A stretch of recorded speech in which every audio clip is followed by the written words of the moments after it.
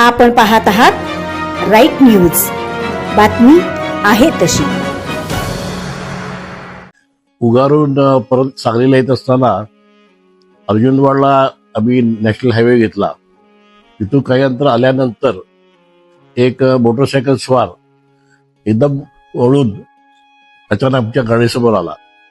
ड्रायव्हरने ब्रेक दाबला तरी सुद्धा थोडीशी धडक झाली.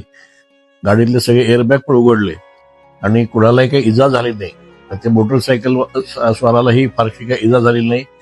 108 बोलवून लगेच त्यांना मिरज सिव्हिल ऍडमिट करायला सांगितलं आणि माझ्या हाताला किरकोळ जखम झाली ते टाके घातले.